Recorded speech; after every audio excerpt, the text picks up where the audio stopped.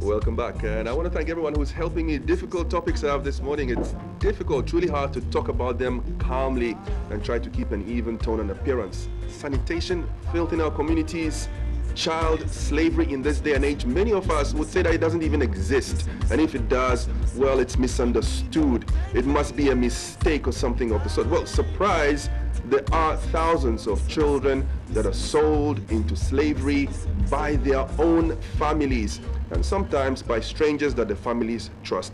Well, SEWA says that they plan to spearhead an effort to end this, actually to reverse this. They want to provide a refuge and safe, secure lives for all children in Ghana, especially those that have been trafficked or at the risk of being trafficked, enslaved, tortured, raped, and abused in many, many instances. With me in the studio is Yaira Dezanga. She is a PA to the CEO, and the PRO, Mr. Chebafo. Congratulations. And you're a new faces. I've spoken to Mr. Sewa himself on a couple of occasions. It's nice to see young people, joining in. But to just start off our conversation, give me the big picture. I mean, exactly what numbers are we looking at? Okay, in Ghana alone, each year about 2 million children are trafficked. 2 million? Million children are trafficked within Ghana. That is hard to believe. That's within Ghana? Within Ghana. Traffic, how do you define trafficking? Okay. When you talk of human trafficking, it's when you export somebody or you transport somebody from one place to another, purposely for exploitation, for slavery, or for abuse, without the person's consent. And we have 2 million children suffering from this every year. Every year. For what purpose are they trafficked? What are the most common forms of exploitation? The most common ones are sexual exploitation, hawking on the streets. Sometimes they are trafficked from the villages with a mindset, or they tell the people in the villages that I'm just sending these children over to take care of them myself. And what they do is that they send them out on the street to sell. So mostly for child labor and also for peddling of drugs on the streets. So all the children, or most of the children that we see selling things in towns and cities, are very likely to have been forced to do so. They're not just helping their parents after school. Mostly they are not. How do you know that? Okay. What happens usually is that when the children are trafficked from their parents, or even from the villages, what happens is they bring them to the city, assuring them of a good life. And then the people themselves send their children to school and send these children, the trafficked children, onto the streets to sell, to support the family. Most of the cases, that's what happens. You've been very quiet and lost in your thoughts, Mr. Chebafo. Is it part of our culture to employ children forcefully? Honestly speaking, it's good you observed I've been very quiet. When it comes to sensitive issues like this, I feel it's too pathetic. It's not part of our culture. What is happening is that people are taking advantage of certain situations, and sometimes the ultimate blame I feel in mind is the seventh killer disease, poverty. Yes. Virtually realize that these people in the villages have been convinced so much, and you are left with no other option. Now you are surrendered by this assembly of children you have produced yourself, and the only means by which you can assist them is when someone gives you this promise. Believe you me, in the city we believe 10 Ghana cedis is nothing. Anybody who issues an amount of, let's say, 10 Ghana cedis could be a hero in the village. So if the person comes and offers you like 50 Ghana cedis, 100 Ghana cedis, I want this child of yours to come and stay with me. You see, traditionally, it wouldn't be a bad idea if an auntie, an uncle, somebody wants to assist your child, because as a nation, that is the concept of a nation. Sense of belongingness, oneness, having that concept of unity, assisting each other, living a communist life where we can assist each other. So the concept itself is not bad. But at the end of the day, what does it tend to produce? Instead of really assuring us that the ultimate goal for which you came for the child and that purpose will be realized, it turns into a different thing. Now everybody seems to be business minded, and every means by which you can make some means or some ends, you must do it. irrespective of how you oppress or suppress somebody, it's nobody's business. And this is where we have that kind of passion. This is where we are calling for that kind of care. That until we combat some of these things, we are not starting this campaign from the city. To address everything, always begin from the root. The people are coming from the villages. What is happening? What are we doing? Would we just sit in the city and tackle those who are here? If you deal with those who are here, believe you me, the following years to come, those in the village will come and join. Who does not want to come to Accra? How exactly are you tackling this situation, Yaira? What we are doing is going to the rural communities and educating the rural folks. Which specific ones? Mostly, we start with the chiefs of the towns, and then we organize debates to invite people of the community to come. And most of the time they're not exposed to what the children really go through. They just think that the children are going to greener pastures and they'll be well off. So what we do is that we sensitize them a lot by virtue of documentaries, by virtue of films, just to let them see what happens on the ground. And would you say that you've achieved good results with this approach? We have. So far we've had a lot of chiefs coming on board. Sometimes they actually organize debates and invite us over to come and talk to their people. But the figure though, Chebafo, it's huge, what Tiara mentioned. 2 million, that's approximately 2% of our entire population, adults and all. Do you think that still that it's not really a part of our culture? Because it seems it might be. The only aspect is that we seem to have closed down our eyes on this, and probably because it's nobody's business. We are nuclear family minded. Everybody now wakes up, thinks about his wife, his children, his business, finished. Whatever is happening to others is nobody's business. No wonder we connote the title or the slogan or the main name, SEWA, Se Eyeoba Anka.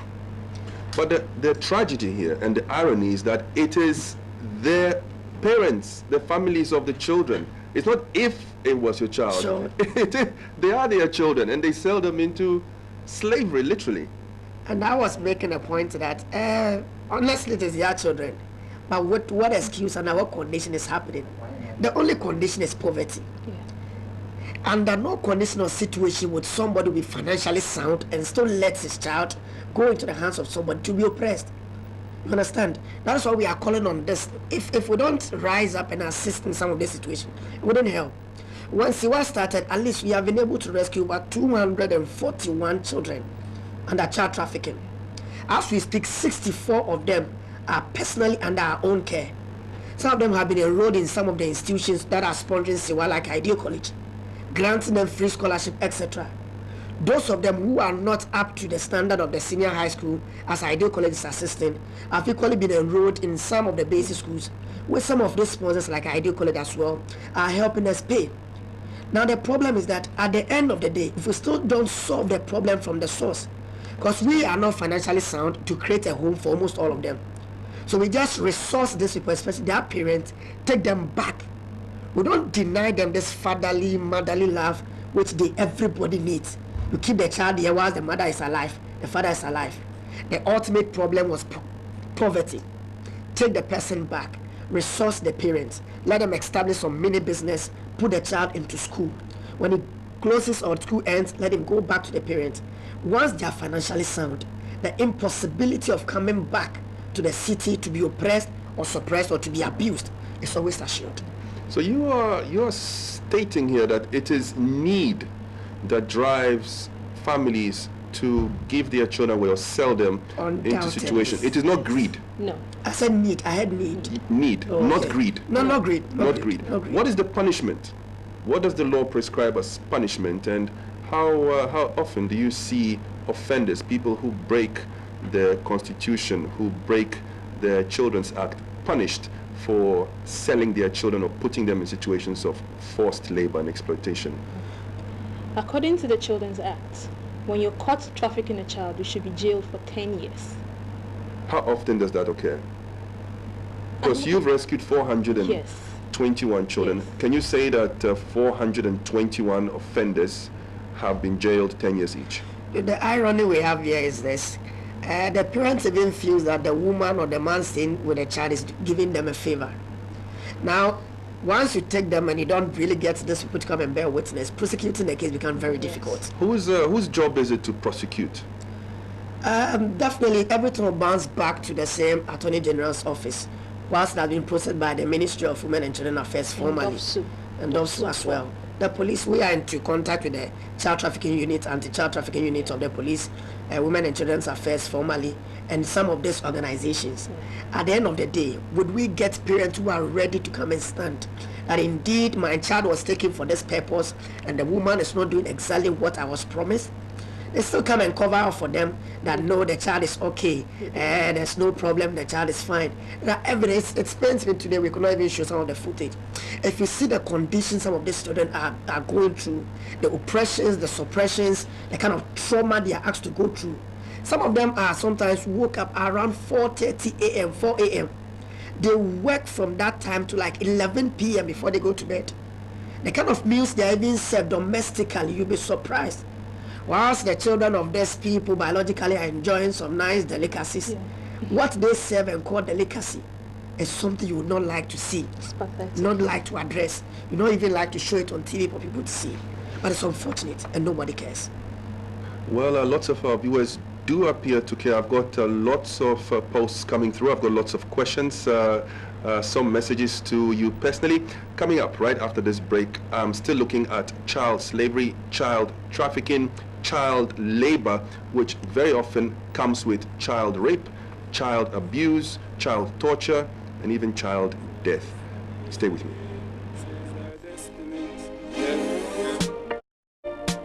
Says our destiny, says our destiny, says our destiny, destiny. She says our destiny, she get next to me. This a girl I want flex with me, verse with me, nothing less to see. So me give you the best of me. The girl I want like a gypsy. One more shot and she get tipsy. She have the itsy, the real itsy. Settle down on me baby. You know to say you was drive me crazy. The way you whine you amaze me. You know take a bag of man like the Navy. Settle down on me lady. Broke it out on the floor, you know lazy. Your lifestyle is not shading. And you know take a bag of man like the Navy. You know see the thing turn up in a ya. Girl a whine it like a propeller. Brace it up, wanna suck me ya. It's same one damage up Jennifer. Me lace her up like a ear Nike. She take a ride on the big bike. She must see things like the things like girl ball out like lightning, the things strike. Settle down on me baby. You know to say you was drive me crazy. The way you whine you amaze me. You know take a bag of man like the Navy. Settle down on me lady. Broke it out on the floor, you know lazy. Your lifestyle is not shady. And you know take a bag of man like the Navy. On the beach or a pool party. Man not talk no fool party. For the girl them me keep free party. Any girl can wine get double D40. Girl wind up your body. Climb up, wind up like you want me. Your pretty looks are charming. The moment that you saw me. Settle down on me baby. You know to say you was drive me crazy. The way you whine you amaze me. You know take a bag of man like the Navy. Settle down on me lady. Broke it out on the floor, you know lazy. Your lifestyle is not shady. And you know take a bag of man like the Navy. You know see the thing turn up in a. Okay, welcome back. Your lifestyle is not shady. And you know take a bag of man like the Navy. You know see the thing turn up in a. Okay, welcome back. Lots of posts coming through. Some of them, quite controversial, if I say so myself. Some of them, quite interesting. Mumuni Kasimu wants us to redefine child trafficking one more time. He wants us to go over the definition of what child trafficking is. Okay, we'll do that. Ferdinand Mensah is asking whether corporal punishment is a form of child abuse. And he says, if yes, what is being done to eradicate this from our schools, suggesting that child abuse is actually part of our educational system because teachers and head teachers and even peers, seniors, can force their juniors to do all kinds of things, including harming them or hurting them. Nana Boateng simply says a happy golden jubilee to his mum, Mrs. Elizabeth Opong Boateng. God bless you, madam. Happy golden jubilee, Mrs. Elizabeth Opong Boateng. Belinda Mystic Akoli says, Eric, tell Yaira I like what she's doing. She was my prefect in SS in brackets. Says lots of love to her. I miss her. I would love to see her soon. Now, Claudius Hope. Claudius, okay, this is a tough one because I think that you might be misconstruing Aristotle. You write that slavery is natural and we can't all be equal, and you're quoting Aristotle as having written that men are marked from the moment of birth to rule and to be ruled. Now, ruling or regulating and slavery, I think, are two different things here. Nana Boateng the second, reiterating that your mom, Mrs. Opong Boateng, is 50 years today. Okay, I've read that once already. Theodore Dietrich Malford Kekeli saying child slavery is just too bad. Individuals who are involved in this criminal act should be dealt with seriously, aka severely. They must face the music, not the nice sort of music, by the way. And Isa Magnifico thinks that the number of children Yaira told me are involved is truly alarming. What are we doing to reduce or just totally eliminate that number? Nanaya Bafo Ewa says, I think more NGOs should join hands. We need a coordinated effort in this to put an end to child labor. And sometimes he feels bad when he sees the children in the streets, regards to all his friends. Agonberry thinks that poverty is not a reason, it's not an excuse, and I think he's arguing with you, Mr. Chebafo. He says poverty is not a reason for child trafficking and slavery. It might interest you to know, he posts, that those who engage in these activities are actually not poor and they must be brought to book. And Titi Ofe disagrees with you, Yara, writing that I'm not in agreement with the lady's view at all. I think the reason, as the man is saying, are poverty, lack of education, broken homes, and so on and so forth, and saying good morning to everyone watching. Okay, like lots of positions from philosophical, Greek, Aristotelian, I mean, straight to economic, social, cultural, and even taking, a little bit of a nip at our educational system. What would you say to that, Mr. Chebafo? So when it comes to the educational system, as the person was speaking on corporal punishment, the extreme form of corporal punishment makes it abuse. What happens is that you realize that because you have the authority as a teacher, you go to some schools, some children are beaten and you see marks, you see blood, all in the name of corporal punishment. Mm-hmm. Punishment is supposed to be a corrective measure, not to totally inflict pain. If after inflicting the pain and you don't make any corrective measure, then the punishment shouldn't have been taken out at all. What is happening is that, and everybody seems to, and I like GS initially introduced that at least the maximum should have been 4 canes, and this thing should be done in the presence of the headmaster. Better still, the headmaster should do it, because especially when the teacher himself is peeved, instead of punishing, he's now dealing, he is now almost oppressing, he's now bullying, he's no more punishing. Corporal punishment, especially caning, has never been the only means by which you can punish somebody. There have been so many other measures by which we punish. I teach myself, we do other things, we punish people in different measures. Sometimes the child himself or herself realizes that indeed what I did was wrong and I've learned from it. Let us stop abusing people all in the name of what? Punishment. Interesting. Yaira, I know you have a background with Ashesi. Ashesi have a fantastic African ethics class. What would you say to Claudius Hope, who says Aristotle wrote that men are marked from the moment of birth to rule and to be ruled, so therefore slavery is natural? I think that is conjecture, but what would you say? Yeah, I disagree. I disagree too, but why do you disagree? Everyone is born with a right to freedom.